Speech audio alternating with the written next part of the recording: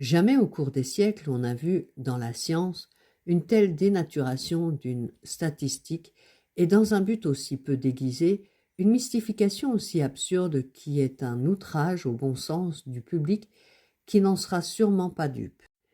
L'expérience de Zuller prouvait, dénonçait l'action catastrophique de l'anatoxine diphtérique et recommandait impérativement son abandon.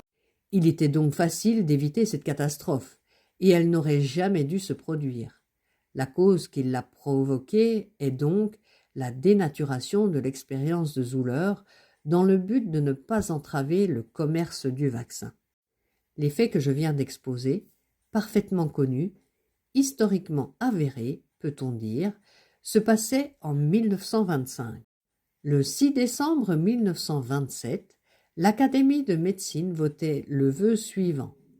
L'Académie de médecine, considérant que la diphtérie s'est manifestée l'an dernier avec une malignité spéciale entraînant une mortalité élevée dans notre pays, que la vaccination antidiphtérique a déjà été utilisée en France et dans plusieurs nations, que cette vaccination a fait preuve de son efficacité et de son innocuité, demande au pouvoir public que cette méthode soit instituée systématiquement parmi les enfants, notamment parmi ceux qui fréquentent les écoles. Ainsi, 2 ans après l'expérience de Zuller, prouvant l'action catastrophique de l'anatoxine, l'Académie de médecine affirmait quand même l'efficacité de l'innocuité de celle-ci qu'elle n'avait pas vérifiée elle-même et dont elle n'avait pas exigé la moindre preuve de la part du fabricant. C'est dans de telles conditions qu'on obtint d'abord le droit d'inoculer de force ces vaccins aux jeunes soldats. De 1927 à 1938, l'anatoxine détermina un nombre considérable d'accidents, certainement suivis de morts. On s'aperçut que les vaccinés contractaient fréquemment une diphtérie plus grave que celle des non-vaccinés. Il y eut des protestations de nombreux médecins. On n'en tint aucun compte. Au contraire, on fit présenter au Parlement un projet de loi rendant cette vaccination obligatoire, cela dans le but évident d'accroître de façon énorme la vente du vaccin. En effet, le rapport sur la loi, lu aux membres du Sénat, contient les renseignements suivants. Les dépenses seront certainement compensées par la suppression de 2000 décès annuels et du traitement chaque année de 20 000 cas de diphtérie. Les frais de vaccination seront certainement moindres que les économies qu'ils entraîneront par la suppression de la diphtérie. Comme on va le voir, ces renseignements manifestement faux, exactement contraires à la vérité, ont odieusement trompé les membres du Sénat.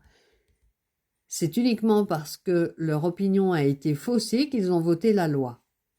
En effet, si l'on examine le nombre des cas de diphtérie de 1912 à 1945, on voit que, pendant la vaccination facultative de 1923 à 1940, le nombre annuel des cas de diphtérie n'a jamais été inférieur au nombre des cas avant la vaccination, que pendant les 7 premières années de vaccination facultative, de 1923 à 1930, les vaccinations ont fait monter le nombre annuel de cas de 12 000 à 24 000. Ces faits démontraient donc déjà la fausseté des affirmations faites au Sénat.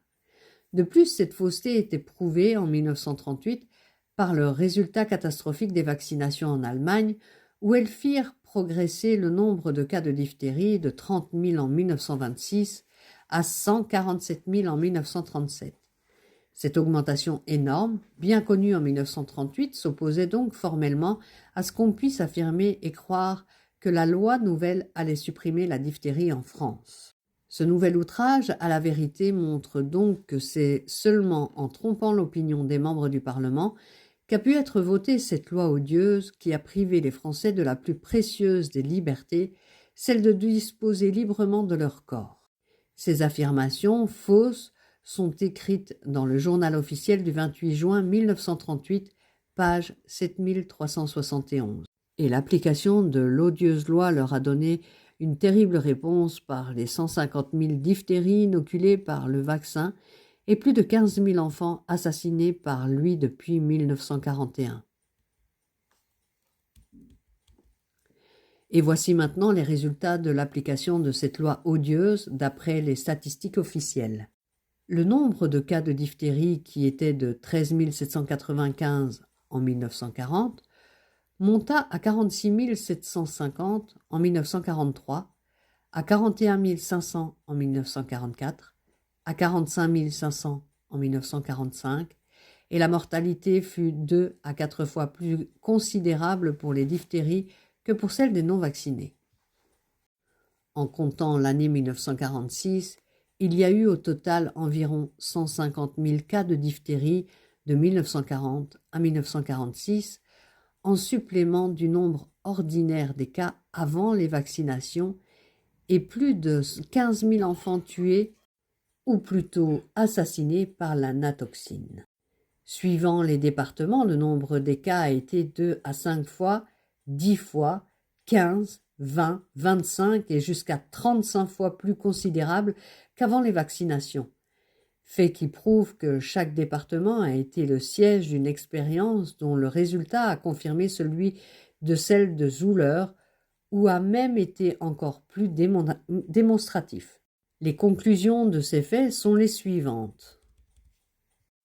1. La vérification d'innocuité du vaccin imposée par la loi n'a jamais été faite puisqu'il donne la diphtérie et a tué des milliers d'enfants. 2.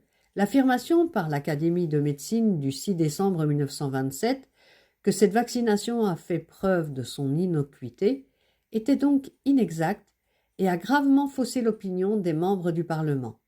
Elle a donc contribué gravement au vote de la loi de 1938 et par suite à la provocation de la catastrophe. On a prétendu que les diphtéries qui se développent chez les vaccinés, appelées post-vaccinales, après l'injection d'anatoxine, sont dues à une diminution de la résistance à l'infection naturelle causée par le vaccin. Cette raison n'est pas exacte car elle vaut également pour tous les virus et les vaccinés ne contractant ni rougeole, ni scarlatine, ni varicelle, mais seulement la diphtérie. D'autre part, les statistiques ont démontré qu'en temps d'épidémie, le nombre annuel des cas n'a jamais dépassé le double du nombre constaté dans les années ordinaires. Or, le nombre des cas constatés chez les vaccinés a été 3 fois, 5, 10, 15, 20, 25 et jusqu'à 35 fois plus grand que chez les non-vaccinés suivant les départements. De toute évidence, ces diphtéries ne sont donc pas dues à la contagion naturelle, mais à une cause exceptionnelle artificielle provoquée qui est la contamination des amygdales par le vaccin lui-même. La preuve de cette contamination est fournie par les diphtéries qui se développent 12 à 24 et 48 heures après l'injection du vaccin. Si de ce temps on déduit celui qui est nécessaire pour que le virus évolue de l'état microbien à l'état de fausse membrane diphtérique et qui est au minimum de 12 à 48 heures puisque le virus est atténué, on voit que l'infection a lieu aussitôt après l'injection du vaccin. Une autre preuve est celle-là qui est directement la cause constante de l'infection, est le passage continu des éléments granuleux des virus à travers toutes les glandes de l'organisme et qui sont ainsi entraînés dans les liquides qu'elles sécrètent. C'est là un phénomène normal, physiologique et inéluctable. C'est par lui que la salive du chien enragé devient virulente et donne la rage à ceux qu'il mord, et que l'on contracte la fièvre de Malte en buvant le lait des chèvres contaminées par cette maladie.